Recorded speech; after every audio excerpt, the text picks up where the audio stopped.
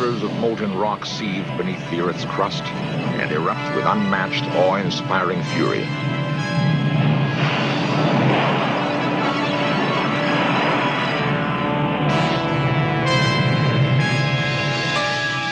Legend tells us that primitive man thought volcanoes must surely be the home of angry fire gods.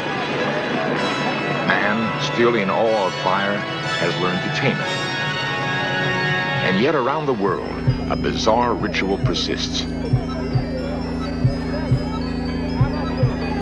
Man knowingly and willingly matches himself against the flames.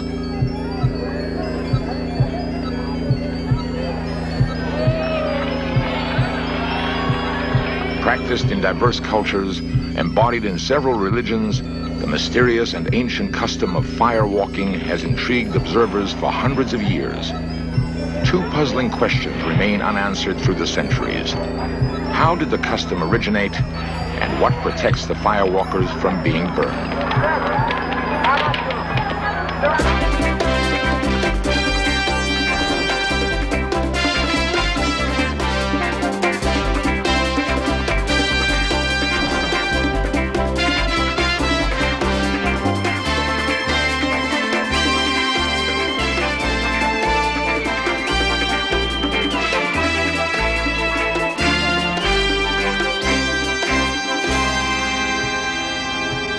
In a mountain village in northern Spain, a bed of fire has been prepared.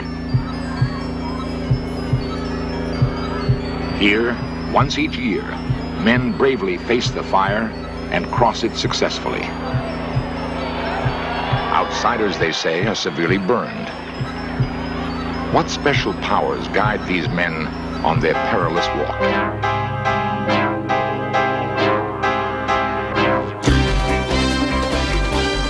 This series presents information based in part on theory and conjecture.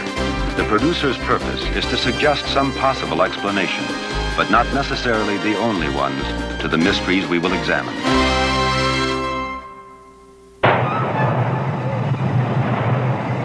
With awesome force and brutality, fire destroys all in its way.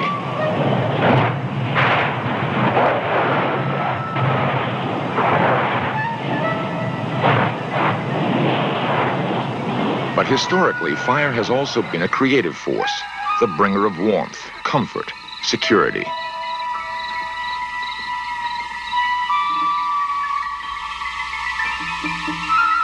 Our early ancestors learned to use fire about 400,000 years ago. Imagine the first brave soul who approached the forest fire or volcano and captured the fearful, awesome giant. Suddenly, light and warmth were his, and with it, an easier, more settled life. But it would be many thousands of years before man would learn to make fire at will. This seemingly simple discovery marked the birth of civilization. When and where man began to walk on fire, perhaps to demonstrate his mastery over it, is unknown. In literature, we find fire walking in the Bible and in Hindu records of the 6th century before Christ. It's likely the custom started far earlier.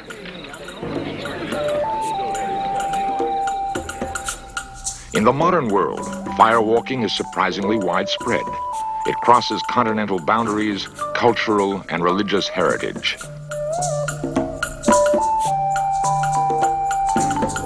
There seems to be at least one common denominator that underlies all firewalking rituals.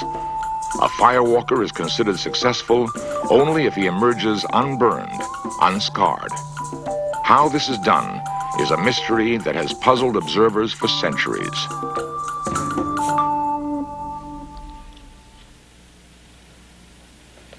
I can keep my skin next to this flame for less than a second before I feel pain. A second or two longer, the skin would turn red and blister. Yet most firewalkers are in contact with searingly hot coals for much longer than I could possibly keep my finger in this flame. They seem to be able to turn off the physiological mechanism that causes burning. But how? Although some skeptics may claim there's a trick involved, a more convincing argument comes from experts investigating the powers of the mind.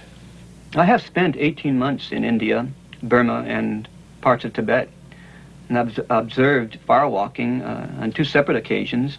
Psychologist Sidney Walter is president of the California State Hypnosis Association. And I'm fairly convinced, even though there's arguments pro and con, that's a total state of disassociation.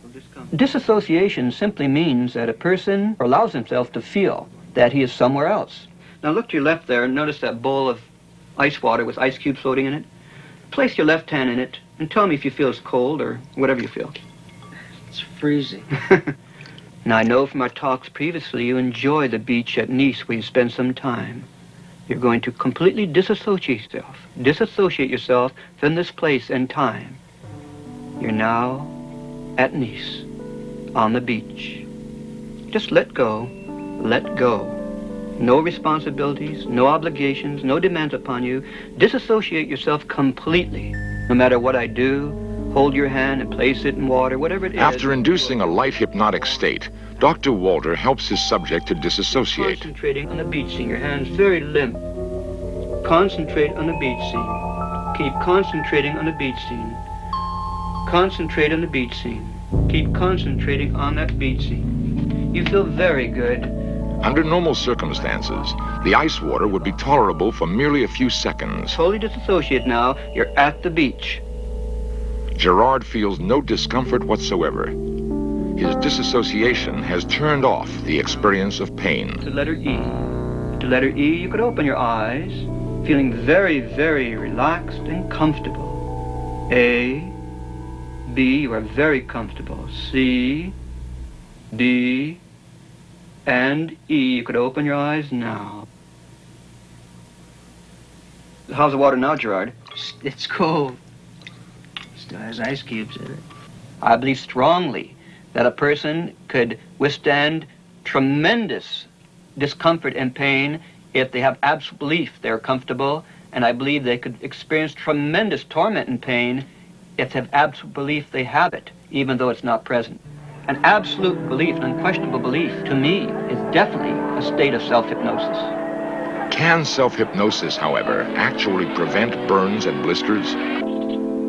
The remote village of San Pedro Manrique lies nestled in the hills of northwestern Spain. Here, each June, a dramatic nighttime firewalk is the highlight of a festival honoring a Catholic saint.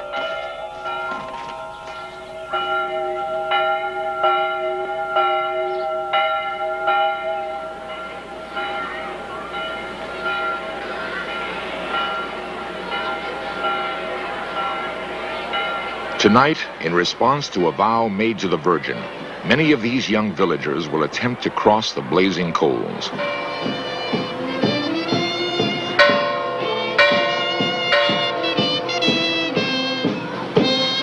The day-long festivities of St. John's Day are filled with both Christian and pre-Christian symbolism. The headdresses of bread in the shape of trees remind some anthropologists of the summer solstice fertility rites of pagan Europe.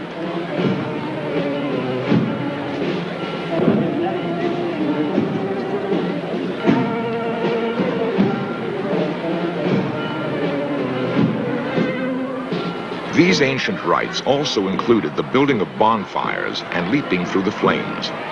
With the coming of Christianity to Spain, the name of the solstice celebration here was changed to St. John's Day. Firewalking occurs nowhere else in Europe except the Basque provinces of Spain and France, and in the mountains of Macedonia in Greece. And then it is night. The fire can now be made ready.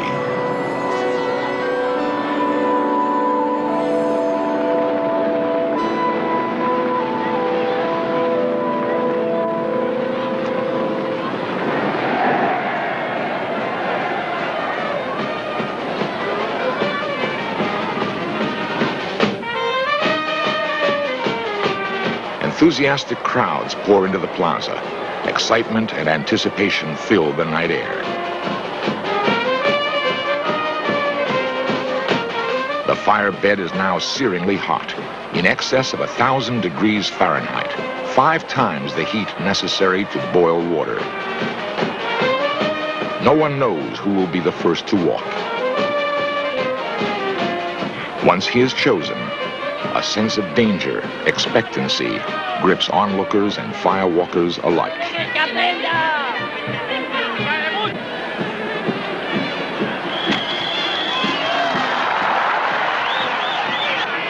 His success raises the spirits of those who will follow, though each faces the same danger.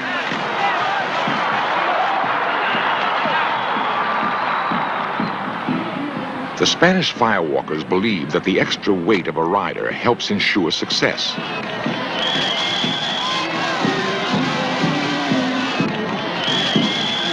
But these deeply religious people firmly believe it is faith that actually protects them. If intense belief does induce a state of self-hypnosis, it is possible that this could bring about physiological changes and prevent burning. But there are those who believe the real answer lies in an even more mysterious realm of the human mind.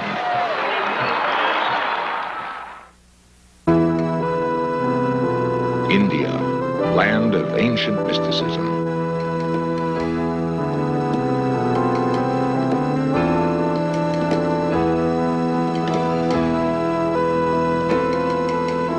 It is to Eastern thought that many feel we must turn to solve the mystery of how man can walk on fire. In yoga, we can very definitely experience the existence of what we call the energy body. Ganja White is director of the Los Angeles Center for Yoga. He has achieved the title Yogi Raj, King of Yogis, and has personally walked the fire.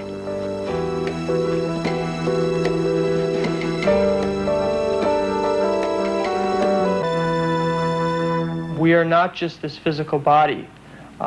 There are subtler and subtler energy forms animating the body, both physiologically speaking and psychically speaking. And the energy body itself corresponds actually physically to the shape of the physical body. And when walking on fire, what happens is this energy projects itself beyond the physical body for perhaps an inch, creating sort of an insulating effect between the body and the hot, burning hot coals. And this protects one from injury. A special technique called Kirlian photography has enabled some investigators to photograph this energy, which is invisible to the naked eye. The aura or glow surrounding the finger is believed to be formed by the energy emitted from the body. Although the naked eye may be unable to see the energy, it is believed its powers can be easily demonstrated. Using 2 fingers each, the 4 people are unable to lift the 200-pound man. But according to yogic theory, this placement of the hands will awaken the energy bodies of all 5 people and bring them into alignment like a magnet, thereby increasing strength. Quickly, quickly, quickly, now lift. Nice, that was the best one. That was really good. Wow. I know there's no trick involved. It works. How exactly it works is something we'll discover as we develop these new sciences. While Western scientists search for answers with special cameras, the Hindu firewalkers are satisfied that the true answer lies in faith. If one has sufficient faith in the god or goddess, one will be protected from burning. To the island of Bali in Indonesia, many elements of Hindu religion were brought by early migrants from India. In India, this man might be called a yogi. Here he is called a shaman, a priest. Many similarities exist between firewalking here and in India, except for the coconut husks, which replace wood as the source of the fire.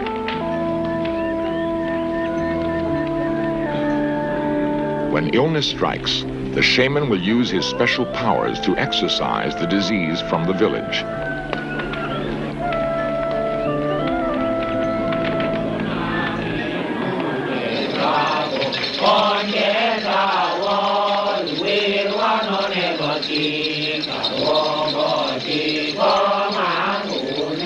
This centuries-old rite requires that the shaman go into a deep trance.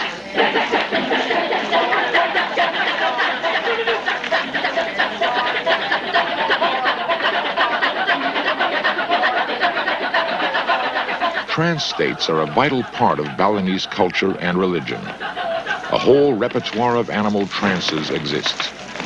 In this ritual, the shaman carries a symbolic horse. The Balinese believe that the entranced man has literally become the horse. His own soul has temporarily left his body to be replaced by the soul of the horse.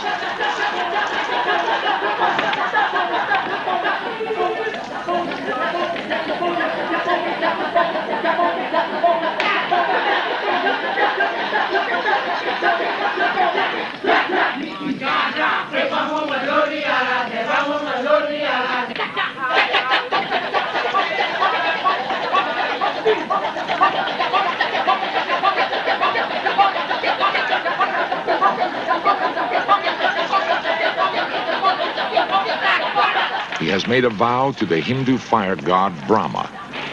Only if he fulfills his vow to stamp out each blazing coal without being burned will the ritual be a success.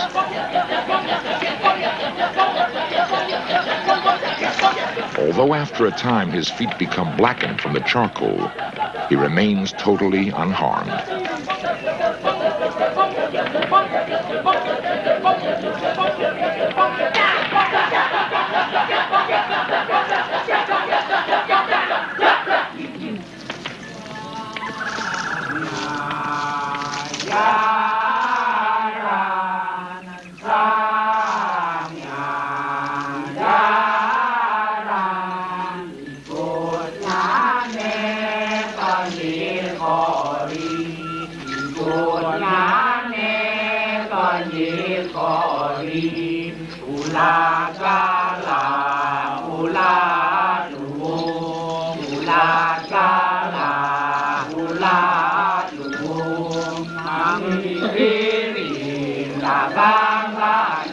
The last coal has died, his magical powers have prevailed, his vow has been fulfilled.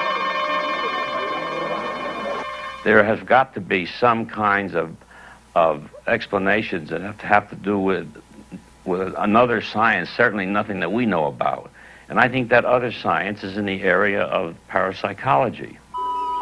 Dr. Gerald Feigen is a well-established San Francisco surgeon. Several years ago, while on a trip to the South Pacific, he participated in a firewalk ceremony. My feelings prior to the firewalk and during the 6 hours of preparation were rather kaleidoscopic. They go in and out into the occult, back to science. My background in science naturally would make me cautious and make me want to understand what was going to happen in this thing. Traditionally, in Polynesia, the rocks are heated for 2 full days. When ready, the 1,000-degree heat can be felt several yards away. I was standing away from the firewalk about 10 or 15 feet and watching the natives make their walk across. It seemed to me that the whole performance was extremely eloquent. Now, this is where I began to succumb to the entire metaphysical mood. In that silence, you could almost feel the eloquence of this dignified act of defiance, as if to defy all the great forces that have made man feel somewhat smaller than God. Things like volcanoes and rivers and mountains and so forth. And as they walked across, I began to feel that it was possible. I found myself bending down, taking off my socks, walking over to the priest, and I was conscious of a peculiar paradox. There was an intense heat from my knees upward, but my legs and feet felt cool. And when I stepped off the bed, for that moment I felt that I had had a brief challenge, not only by the mystic and striking forces of the universe, but also there was a slight tipping of the hat to death. What compels man to tempt death by braving the savage fire? The answer may well be as old as mankind itself.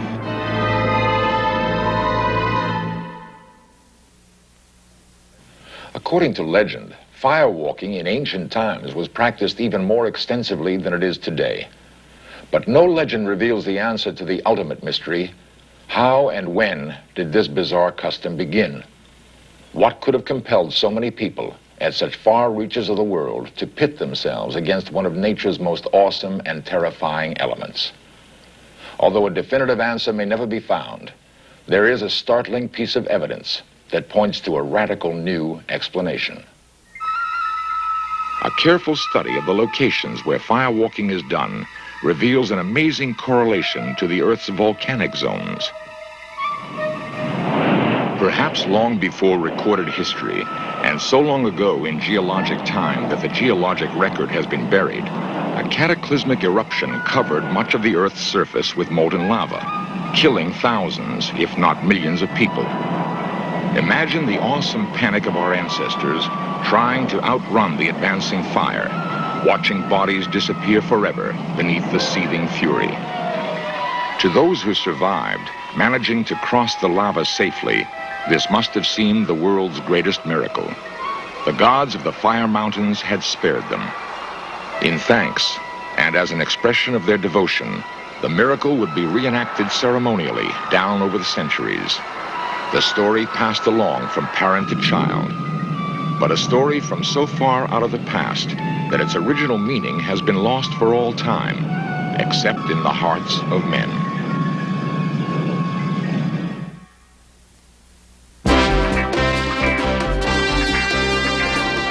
Lost civilizations, extraterrestrials, myths and monsters, missing persons, magic and witchcraft, unexplained phenomena. In search of cameras are traveling the world, seeking out these great mysteries. This program was the result of the work of scientists, researchers, and a group of highly skilled technicians.